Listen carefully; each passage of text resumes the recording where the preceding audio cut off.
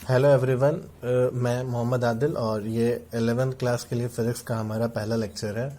हमने आपको पहले बताया था कि हम जो पढ़ाई शुरू करेंगे वो थर्ड लेसन से हमारा पढ़ाई जो है शुरू होगा। ठीक है। और इसमें जो हम चैप्टर उठाने वाले हैं उसका नाम है motion in a straight line. हमने आपको पहले बताया था कि बहुत ही ये आसान चैप्टर है, बहुत ही आसान इजी चैप्टर है। इसे आप क्लास 9th में पढ़ चुके हैं, बिल्कुल वैसा ही है। ठीक है।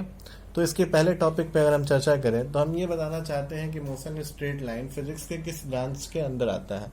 फिजिक्स की कई सारी ब्रांचेस होती है, उसमें एक ब्रांच है मैकेनिक्स, जिसे हम कहते हैं कि किसी ऑब्जेक्ट के रेस्ट या मोशन में होने की कंडीशन को जब हम स्टडी करते हैं तो उसे हम कहते हैं मैकेनिक्स। कोई ऑब्जेक्ट अगर रेस्ट में हो चाहे मोशन में हो, उसकी जब स्टडी की जाती है तो उसे हम कहते हैं क्या, मैकेनिक्स। और इसी आधार पर मैकेनिक्स की दो ब्रांचेस होती हैं, एक होती है स्टैटिक्स और एक होती है डायनेमिक्स। आपको नाम से बिल्कुल स्पष्ट और क्लियर हो रहा होगा कि स्टैटिक्स क्या क्या मतलब हुआ कि अगर कोई ऑब्जेक्ट रुका हुआ हो, रेस्ट में हो, और तब उसकी स्टडी की जाए उसकी इक्विलिब्रियम की, तो हम कहते हैं उसे क्या, स्टैटिक्स। और अगर कोई ऑब्जेक्ट चल रहा हो, मोशन में हो, तो उसकी जो स्टडी होती है उसे हम कहते हैं क्या, डायनेमिक्स। तो ये मैकेनिक्स की दो ब्रांच है, स्टैटिक्स और डायनेमिक्स। ठीक है। अब इसके बाद जो हमारा एक टॉपिक है उसका नाम है रेस्ट, जिसे आप क्लास 9th में पहले भी पढ़ चुके हैं। अगर कोई बॉडी को रेस्ट या मोशन में डिफाइन करना है तो सबसे पहले तो ये जानिए उसके लिए एक रेफरेंस पॉइंट लेना पड़ता है। ठीक है। हमेशा किसी बॉडी का रेस्ट में होना या मोशन में होना उस रेफरेंस पॉइंट के ऊपर डिपेंड करता है। अगर कोई बॉडी किसी रेफरेंस पॉइंट के टर्म में अपनी स्टेट को टाइम के साथ चेंज कर रही हो, पोजीशन को, तो उसे हम कहते हैं मोशन में। और अगर चेंज नहीं कर रही हो तो उसे कहते हैं क्या, रेस्ट में। फॉर एग्जाम्पल के लिए, जैसे मान लीजिए एक आदमी ट्रेन के बाहर खड़ा है और ट्रेन चल रही है, तो ट्रेन के अंदर जो आदमी बैठा है वो उस आदमी को देखे और वो अपने आप को रेफरेंस पॉइंट माने। जो आदमी ट्रेन में बैठा है वो अपने आप को रेफरेंस पॉइंट माने, और ट्रेन के बाहर जो आदमी खड़ा है उसे वो देखे, तो उसे जो बाहर खड़ा आदमी है वो उससे क्या दिखाई देगा, उससे दूर जाता हुआ दिखाई देगा। ठीक है। इस सिचुएशन में ऐसा लगेगा कि वो बॉडी क्या कर रही है, मोशन कर रही है, यानी रेफरेंस पॉइंट के टर्म में वो क्या कर रहा है, मोशन में कर रहा है।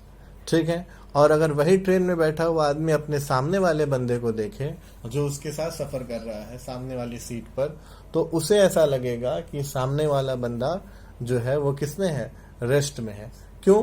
क्योंकि दोनों के बीच जो पोजीशन है वो टाइम के साथ चेंज नहीं हो रहा होगा। तो बहुत ही इजी कॉन्सेप्ट है रेस्ट का और मोशन का, जो आप बहुत पहले से जानते भी हो। बस वही पुराना कॉन्सेप्ट कि किसी रेफरेंस पॉइंट को पकड़िए, उसके साथ देखिए दूसरे पॉइंट को, जिसके बारे में आपको पता लगाना है कि रेस्ट में है कि मोशन में है, कि वो टाइम के साथ रेफरेंस पॉइंट के साथ अपनी पोजीशन को शिफ्ट कर रहा है कि नहीं। अगर टाइम बीतने के साथ साथ वो रेफरेंस पॉइंट के टर्म में अपने पोजीशन को शिफ्ट कर रहा है, चेंज कर रहा है, तो उसे हम कहेंगे मोशन। अदरवाइज क्या कहेंगे, रेस्ट में कहेंगे। याद रहे, रेस्ट और मोशन हमेशा रिस्पेक्टिबिलिटी में ही डिफाइंड किए जाते हैं। इसके बाद एक और छोटी सी टॉपिक है जिसमें बोलते हैं पॉइंट ऑब्जेक्ट। जनरली जो हम अभी मैकेनिक्स पढ़ने वाले हैं, ये आपके क्लास 11th में जो कुछ भी हमारा चल रहा है ये चलेगा। इसमें हम कोई भी ऑब्जेक्ट को पॉइंट ऑब्जेक्ट की तरह ही ट्रीट करेंगे। और किसी ऑब्जेक्ट को पॉइंट ऑब्जेक्ट की तरह कैसे ट्रीट किया जाता है, वो ये होता है कि अगर हम ये कहें कि किसी ऑब्जेक्ट की साइज उसके मोशन जो वो कर रहा है जहां से जहां तक, यानी उसके द्वारा चली गई डिस्टेंस के रिस्पेक्ट में उसकी साइज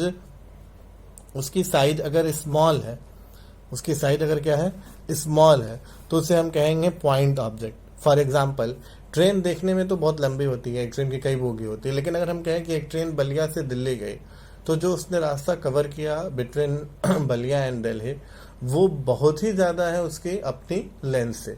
तो इस डिस्टेंस के लिए उस ऑब्जेक्ट को, यानी वो ट्रेन ही क्या कहलाएगा, पॉइंट ऑब्जेक्ट कहेगा। ठीक है। बात आपको मेरी समझ में आ गई। अगर मान लीजिए ट्रेन प्लेटफॉर्म के एक कोने से शुरू होकर दूसरे कोने तक पहुंच जाए, तो ट्रेन को हम पॉइंट ऑब्जेक्ट की तरह ट्रीट नहीं कर पाएंगे, क्योंकि प्लेटफॉर्म की साइज भी लगभग देखेंगे और ट्रेन की साइज, तो ऐसा नहीं कि बहुत अपनी साइज से कई गुना ज्यादा उसने डिस्टेंस कवर कर लिया अगर वो प्लेटफॉर्म के एक कोने से दूसरे कोने जाता है। तो कब किसी ऑब्जेक्ट को पॉइंट ऑब्जेक्ट की तरह ट्रीट करना है और कब किसी ऑब्जेक्ट को बड़े, वो उसके द्वारा कम तय किए गए दूरी से पता चलता है, यानी डिस्टेंस से पता चलता है। अगर वो जो खुद डिस्टेंस चल रहा है वो बहुत लार्ज है, लंबा है, और उसकी खुद की साइज बहुत छोटी है, तो उसे हम कहेंगे पॉइंट ऑब्जेक्ट। और अगर उसके द्वारा चली गई दूरी उसके साइज से बहुत ज्यादा बड़ी ना हो, मतलब ठीक ठाक बराबर लेवल पे आसपास हो, तो उसे हम पॉइंट ऑब्जेक्ट की तरह ट्रीट नहीं कर सकते हैं। बस इतना ही कुछ सिंपल टॉपिक था। इसका आप नोट्स खुद से बनाने की कोशिश कीजिएगा। इसके लिए आप एस एल लोहरा की हेल्प लीजिएगा। हमने आपको पहले ही बोला है कि आप एस एल लोहरा की हेल्प लीजिए। कुछ बच्चों का क्वेश्चन था कि आप ग्रुप में सबको एडमिन नहीं बनाए हैं, जो लोग एडमिन नहीं है वो अपना डाउट और क्वेश्चन कैसे पूछ सकते हैं। तो हर टीचर से पर्सनली उनके व्हाट्सएप नंबर पे आप क्वेश्चन कीजिए या उन्हें कॉल कीजिए। किसी भी तरह की परेशानी दिक्कत आपको आती है, किसी तरह की कोई भी आपको बात पूछनी है और जाननी है, तो वो आप उस टीचर के पर्सनल मोबाइल नंबर पे कॉल कर लीजिए या उन्हें आप व्हाट्सएप कर लीजिए। ठीक है, थैंक यू। आज के लिए बस इतना ही, बहुत थोड़ी सी आज की टॉपिक। Good bye. धीरे धीरे हम इसको बढ़ाएंगे। ठीक है, थैंक यू।